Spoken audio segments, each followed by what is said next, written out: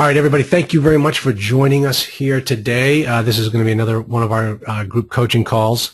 This one's going to be a little bit different because actually this is the first time that I've actually had another guest on the call. It's just not going to be all of me talking the whole time.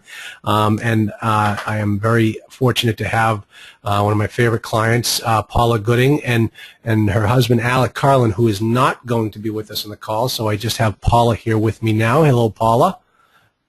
Hi, Charlie. How are you? Good. And Paula is from Seattle, and I am from New England. Oh, say no more. I won't say anymore. I know where you're going. I'm not going to go there. Not going to go there. I like you people out in Seattle too much. That was a great game. That was an amazing game. So, all right. Well, let me just first get started. A little bit of housekeeping before I get into the good stuff with Paula. Let me just first by saying I sent out the monthly listing of all the things that are going to be taking place, all the blog posts. Got a little change already. If you see here, February 19th, I've already crossed out the topic for preparing for the Sharks because my wife was going to be doing that call. She's actually being called away to Nashville, Tennessee. For a couple of different reasons, one of which is to go down there and manage one of our properties down there in Tennessee. Our property manager has given their notice, so we got to get down there and solve that particular problem. So we're changing the topic for the 19th. Don't worry, it's going to be another great topic. I guarantee it. So that's going to be changing. The other thing that I wanted to talk to you about, as I always do.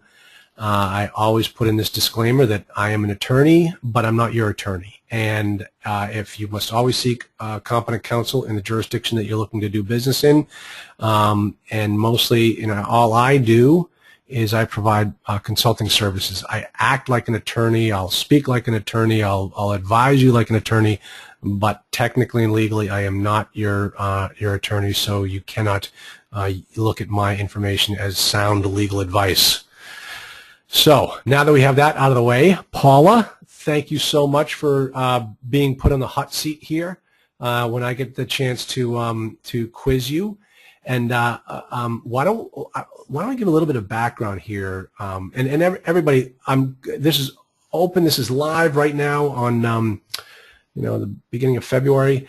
And if you have any questions, you can either type it in the box or raise your hand. On the box on the side, raise your hand, and I will unmute you, and you'll be able to speak directly to Paula and ask her your question directly. So as we go through the conversation, I'll be checking the question box, or if anybody has any questions, that's where you want to get noticed for it.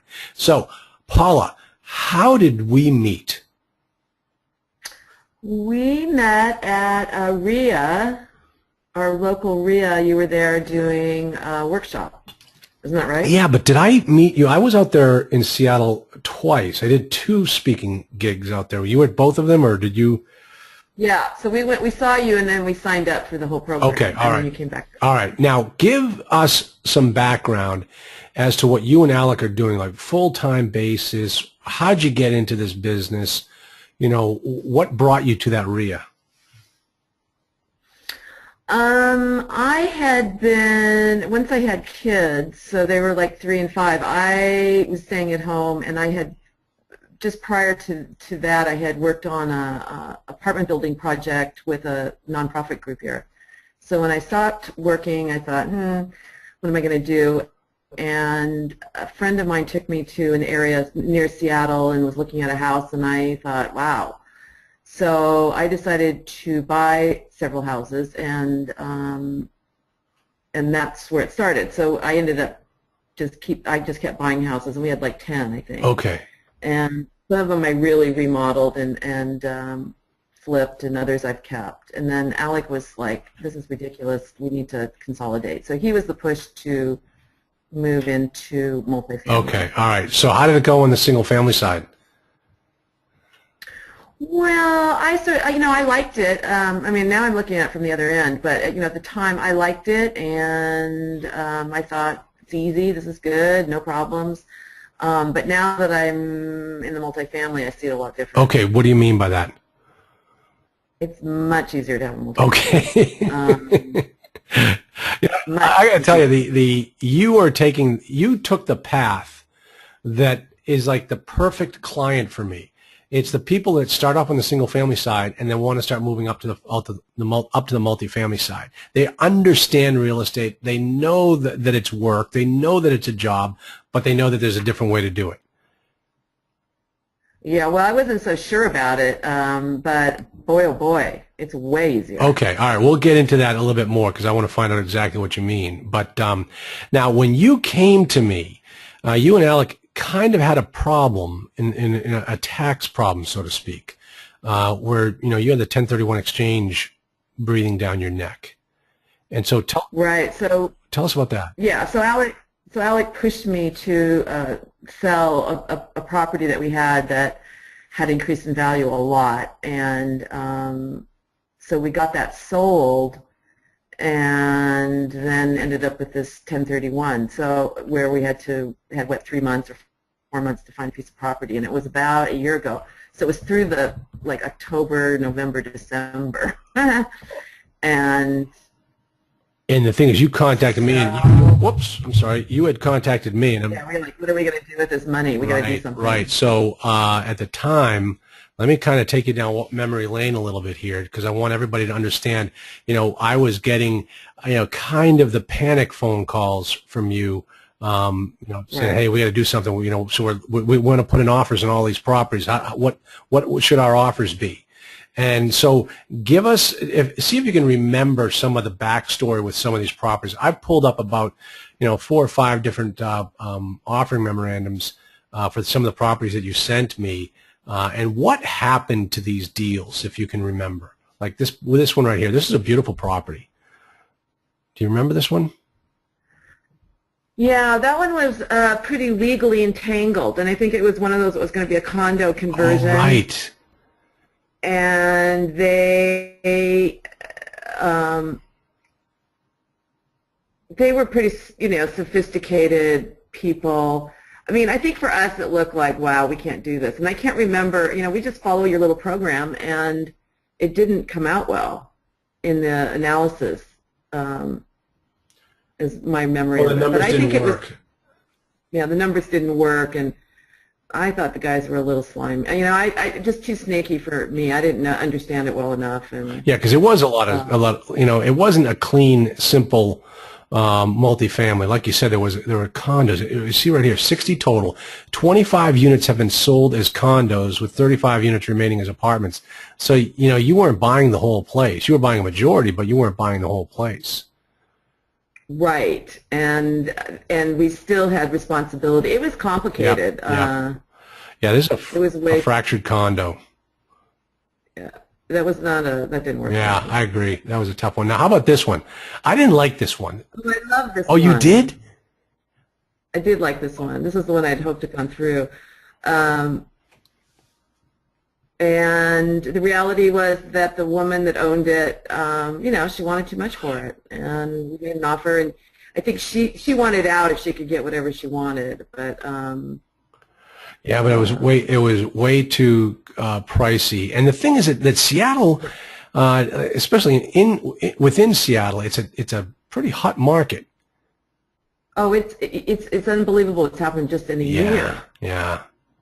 I think, you really encouraged us to look out, around Seattle, outside of Seattle, and we thought we'd go somewhere else in the country. And oh, I know. So I think that was probably pretty good advice now that I know what I know. And so we were down to December, really, and this is the one I wanted, but it was clearly the numbers weren't working well, and we were working with a pretty good broker. We have a pretty good one. And now, what did you like about this one? Why did you want this one? I mean, it's built in 41.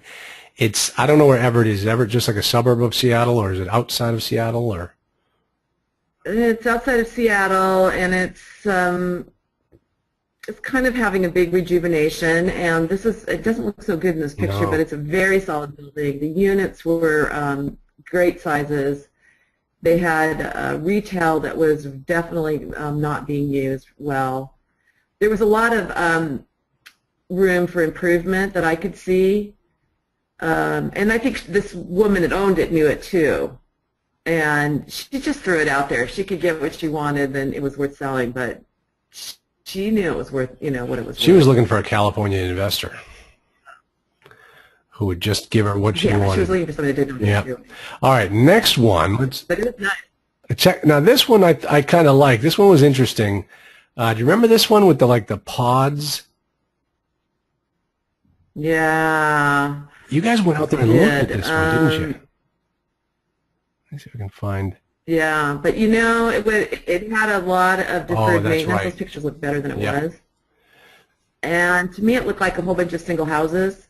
And I think by that point, I'd realized how it'd be nice to have one envelope. Okay. Instead of having what do we have there? 8 different roofs, and then all the roofs for the parking. Right. Yeah. Yeah. And the owners were not willing to move on that price at all. So I think that was the other. You ever find out any of the stories, like whatever happened to these properties? Like, did they sell at that price, or do these guys? I don't know what happened to Castle Heights. I mean, I know the one in Everett. She still owns she it. does. In fact, I think she's put it back out on the market again, and with the same price. Oh yeah, good luck to her. But the prices in Seattle, just in the last year, have gone up, up, up. All right, now there's one there. We're coming up on the winner in a moment, but there was one that I wanted to. Okay.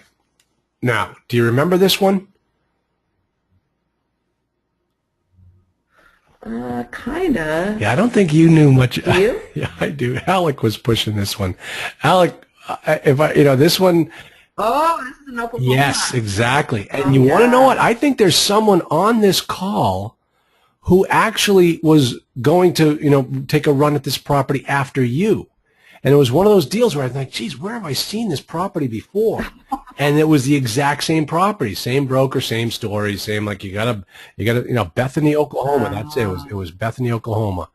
And, yeah. Hey, we looked that up on Apartment Review. I mean, the people's comments was enough to make me. Oh, yeah. And you're going to be buying it. Was a cat, it was a good, looked like a cash.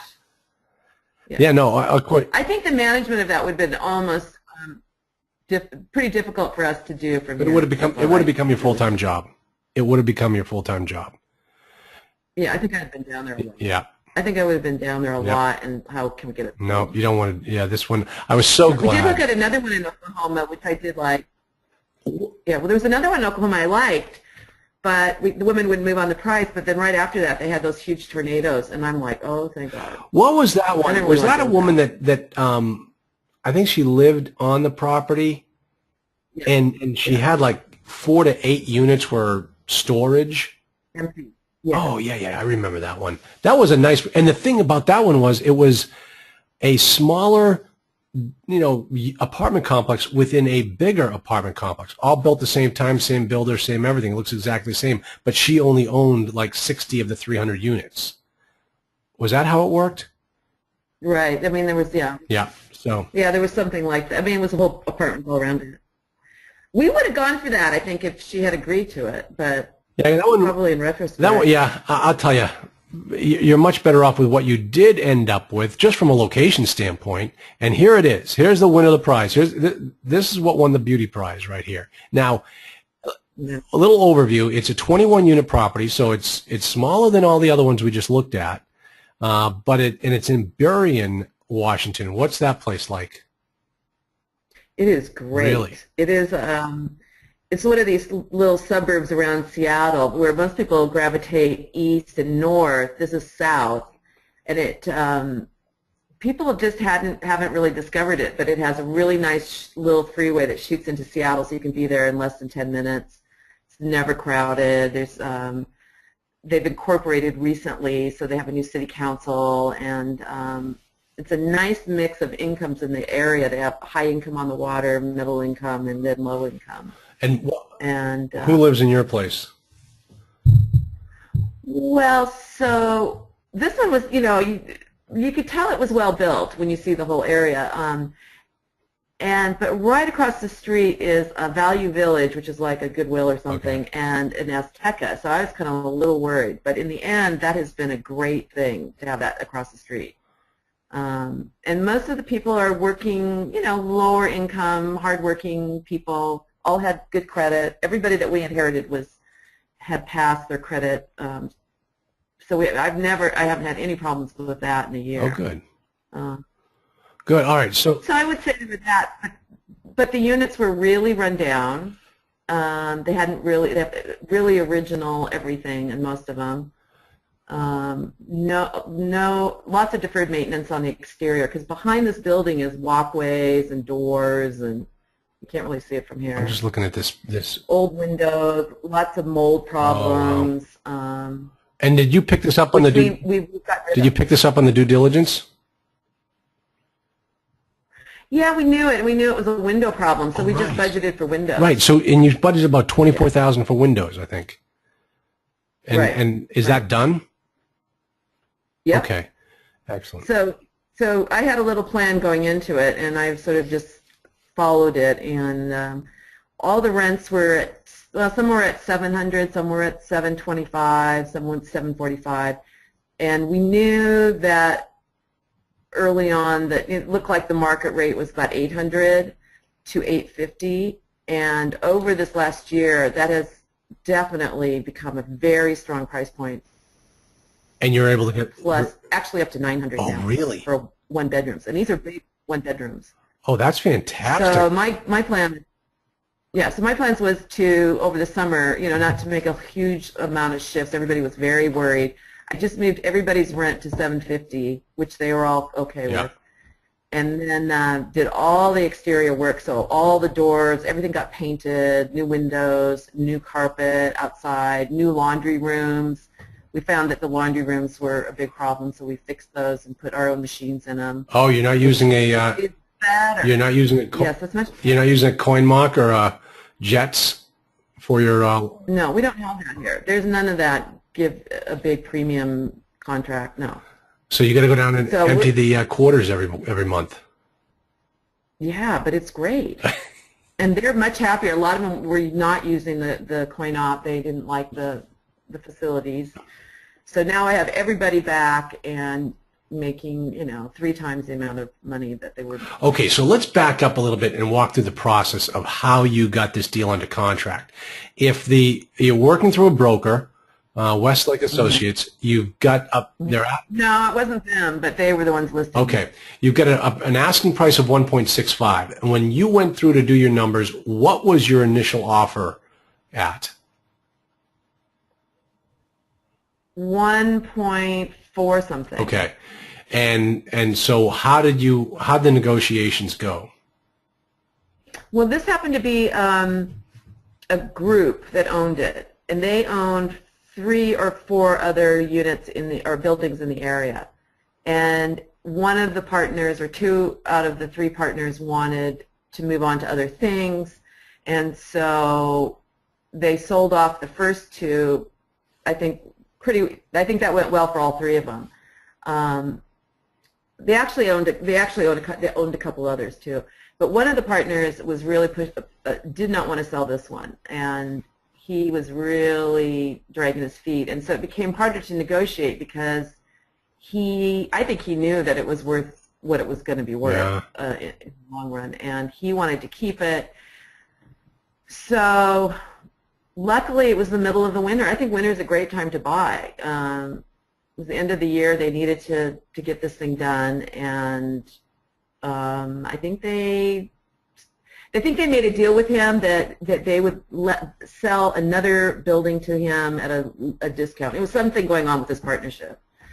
So that had to be taken care of. And then we went through and we deducted, we said, you've got too much deferred maintenance outside.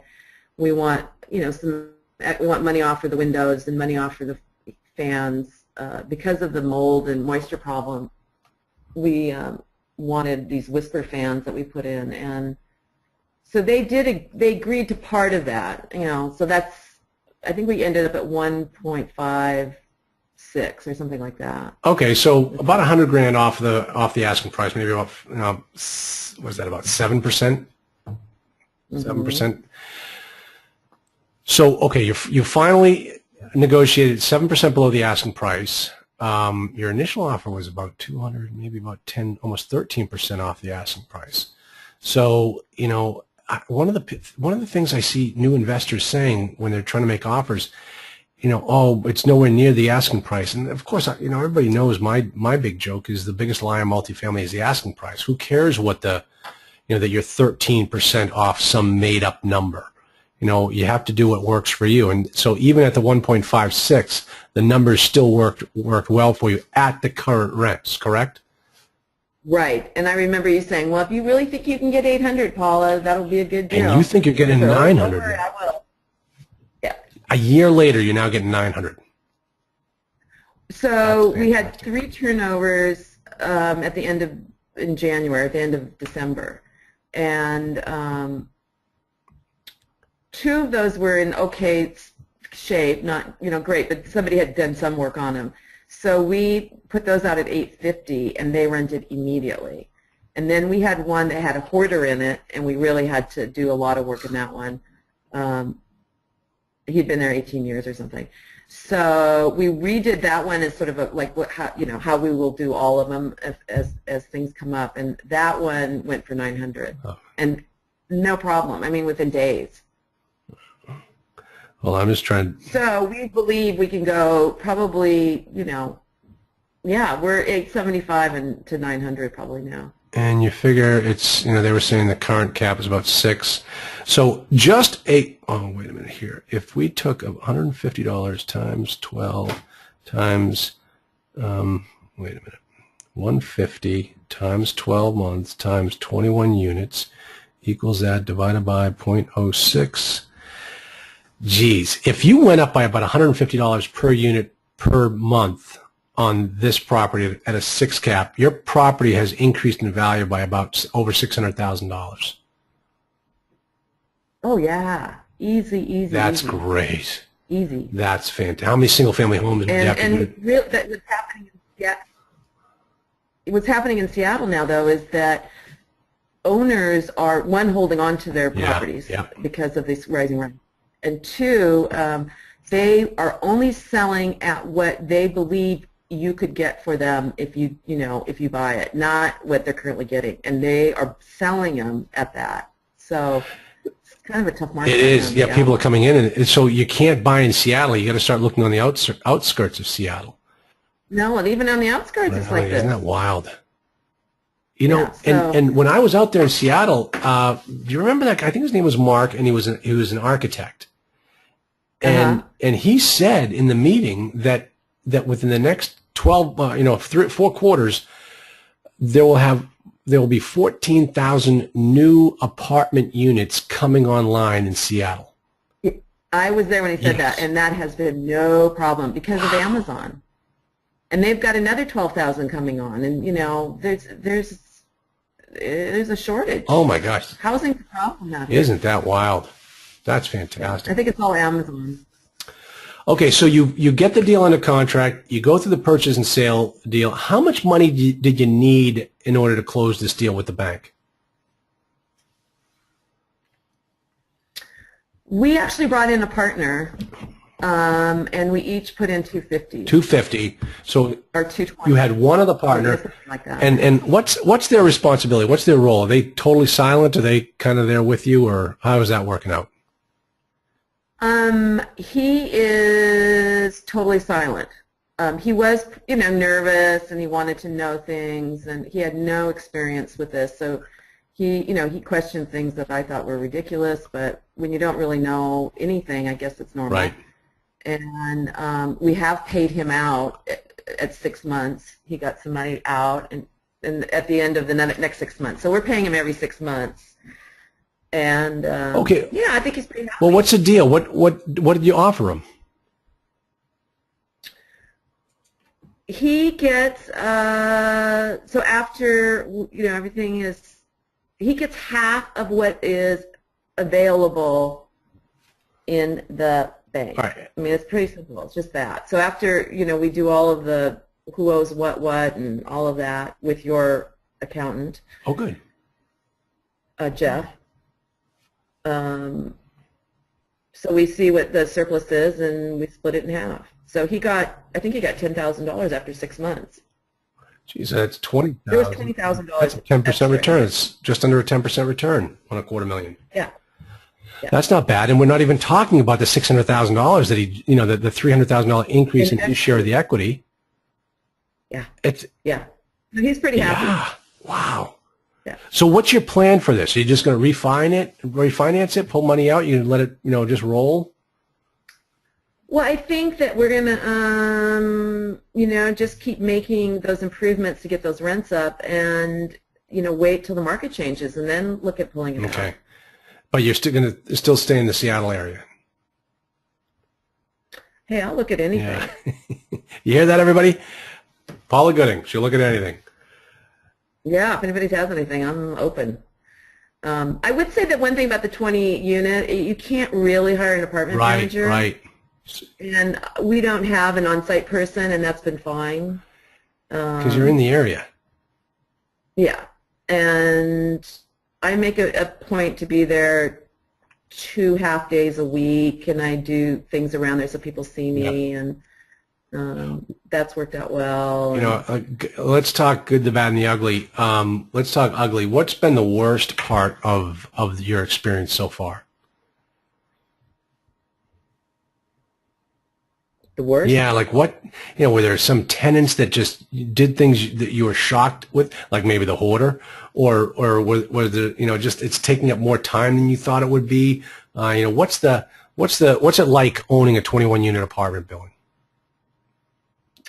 Well, I would say I've just been really pleasantly surprised. Oh, it's just a whole lot. It's easy. I can just schedule maintenance. I schedule, it's all in one building. I get 21 households. Yeah.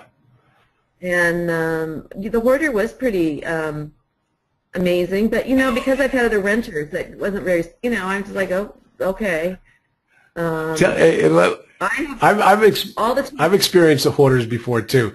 Tell me what your reaction was like when you saw it. Oh my god! Oh my god! Yeah.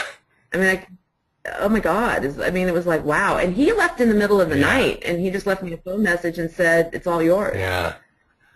Isn't that wild? I mean, the thing. It took us a week. It took us a week to get it emptied, and that's where Value Village across the street was a great deal, because they took everything. Wow. And we had no dump charges. Oh, that's interesting. It's a great. Yeah, I was worried about that, but now I'm really happy about it. I had two hoarders living right next door to each other. A big apartment complex.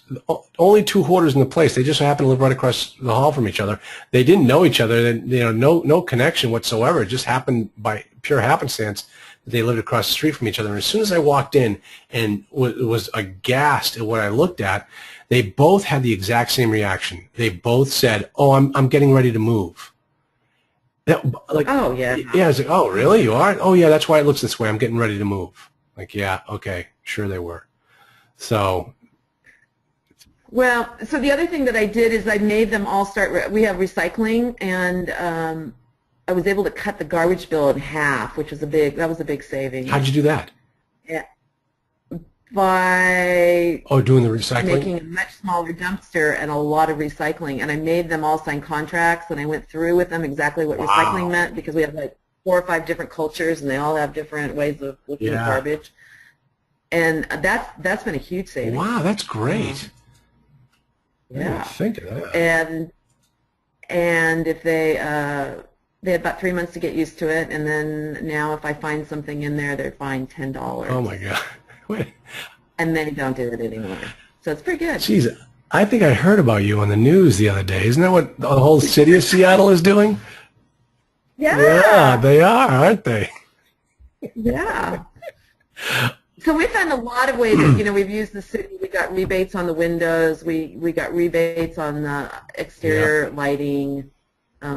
We put in, the other thing we did was we got rebates on, we replaced all the toilets immediately. So when we bought it, we went in and we did things that look like improvements and that would make the current tenants' lives a little nicer. But at the same time, make you money. Right, and they liked that. They appreciated it because I wasn't raising their rents. I mean, they kept waiting, and I'm like, no, we're just going to do these things to make things a little nicer for you. So I was sort of grooming them in this direction. Oh, wow. Good for you. And so we have toilets that are 1-gallon toilets, where the old 89s were like, what, 6, 7, 8 gallons? Yeah. We pay a third in water bill. Wow. This is all, and all I did, okay, so in my calculation that I just gave you where I said your valuation went up by $600,000, I was just looking at the income side. I wasn't even, calculating out the change in the NOI by the reduction in the expenses. So you're at $600,000 Yeah. is probably even bigger. I think it is. Oh, man, I tell you, Paul, that is fantastic. I had no idea the property was doing this well. That's great. Good for you guys. Yeah. Now, let me ask you this. Yeah. So if, I don't know. Go ahead. I'm sorry. For me, there's not been anything ugly. I mean, and I think it's partly just because I had experience and nothing, and I just knew how to sort of organize it. And I tell you, the challenge now is that I am raising rents again, and I'm just taking a third at a time because I don't want to have all these units empty at once. So I'm kind of working, trying to play with that one a little bit right now. Good thinking. And as I say, you can own 1,000 apartment units in 6 years if you start off with a 20 unit. And every year you just double the amount of units you own. And within 6 years you will own 1,000 apartment units. Do the math, but not right now. Well, I'll have to work on that. Is that another? That's your homework. Alec would like to hear that. Yeah, and that's all you got to do is just keep doubling what you're doing. Okay, so what's? I like the 1 units too, and I know that I like the 1 units. 1 bedrooms, really?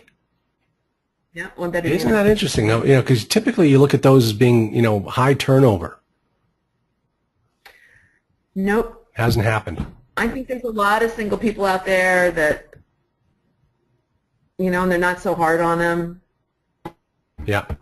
It's easy. I wouldn't have. I would have looked at 2 bedrooms, thought 2 bedrooms, but yeah, I like the 1 bedroom. Yeah. Now, so I wouldn't shy away from that. Let's talk about the bank. How did it work out with the bank? Did you go through a broker? Did you go to a bank that you had experience with already? So our broker had a guy, and this brokerage is really good at this stuff, and he just took it over and walked us right through it, and we just had to provide papers, and we didn't have any trouble financing it. I don't know, if it's still the same today because it seems like. No, I think this one was a pretty clean deal. I mean, you guys had the down payment, you had good credit, you had experience, it was a good-sized property, it was in your backyard, everything just worked out nicely for this. This one just happened. Yeah, so that's all I knew is that there didn't seem to be a big problem. Yeah. Now, what's your next step? What are you doing next? Since buying your first building, have other deals been dropped in your lap, or have you just been kind of waiting to get this one, on proper footing? No, but I've talked to the guy that we work with, and I said, hey, we're open, and he just says there's nothing. Interesting. He says it's very difficult out there right now, and so that's pretty much. I mean, I'm ready to go. I mean, I feel like this is under control, and I can move on to another one at this point. So yeah, I guess we're open to that. Well, do you want to give your email address for people on the call? If they want to get in touch with you if they have a deal? Yeah. All right. Paula Gooding at yahoo.com. That's Paula Gooding at yahoo.com. So, yeah, and that's the beautiful thing about this business is, you never know who you can partner with, who you can do deals with, or who you can ultimately sell this property to someday and move on to the next one. So, man, that's great, Paula. I asked you to be on the call, and I hadn't spoken to you in a while. I didn't even know what was going on with this property, but that's great that this thing has done well for you. Yeah, no, and I'm really happy to move in this direction, and couldn't have done it without your analysis, your property analysis program. I appreciate that. Yeah, as a matter of fact, let me see if I still have that picture. Yeah, here it is right here. Here's your, this is what you were using right there off the cash flow analyzer for this property. Let me see if I can, oh, yeah. Let's see if 25%, you put 25% down, which is very good. You're buying it the right way. 1.33 debt coverage ratio, which is pretty low.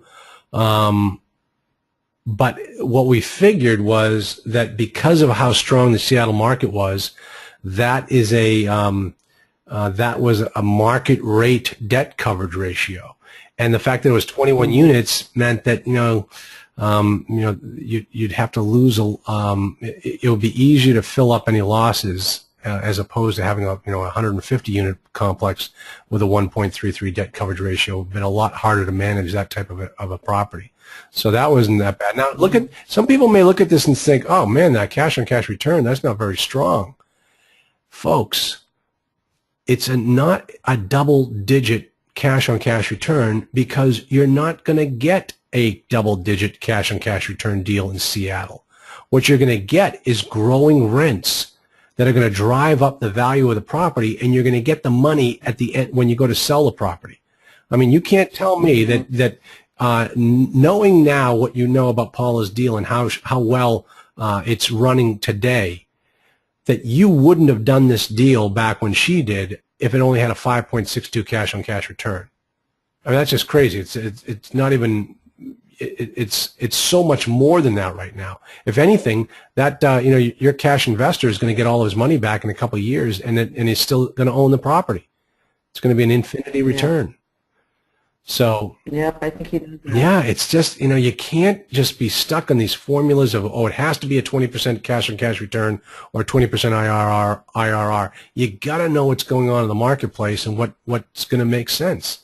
So, yeah, that's great. I mean, look at some of these, what you had originally projected. Yeah, I don't think on the West Coast you can do, it's just not happening. But you are getting it in appreciation. Yep. So, well, congratulations, Paula. That's fantastic. Let me see if I have any questions. If anybody has any questions for Paula, just type them in the box, or if anybody has their hands up and they want to ask a question. Let me find where my question box is. Hold on. So he's jumping around. Okay. You've got her email address. Let me check to see if anybody has their hands up. Nobody has their hands up right now. But you've got her email address. If you want to speak to her directly, please feel free. I think this is one of the benefits to the way we do business here is that we're all friends, and we all are trying to do the same thing and get into this business the right way. And I think it's a formula. I mean, I think tenants are a formula. I think there's no. There's no emotion. It's a formula. Absolutely, it's all numbers. It's a numbers game. Yeah. And once you get in this property, you're like, oh, I love it, I have to own it. Oh my gosh, run for the hills. Don't do that deal. If it doesn't match the numbers in the formula, just don't do it. So. Yep, I agree. All right, well, go ahead. Thanks a lot. Appreciate it. Yeah, this is fun. I'm glad we could get together. Please say hi to Alec for me. Hopefully he's out there making money. Definitely. I better get back to it. Exactly. So, all right, Paula, thanks so much for your time. And everybody, we're going to bring it in for a landing here. Next call is going to be in 2 weeks. If anybody, obviously we're changing the topic. We're going to postpone next week's topic, 2 weeks from now, that topic for next month. If anybody has a topic they want me to cover, just shoot me an email and I'll put it on the list and see if we can get it done next week, because right now next week is wide open. But otherwise, this call has been recorded. It will be up on the membership site momentarily, and you can catch it there. And otherwise, you know how to get a hold of me, and I'm here to help. If anybody needs any assistance in doing any of these deals, I just got a call from one of my former clients. They need me to go down there and help on a court case of theirs, so I'm here to help out any way I possibly can. So, Paula, thank you so much for your time, and everybody, we will talk again in a couple of weeks. Good luck, everyone. Thanks, Paula. Bye-bye. Bye.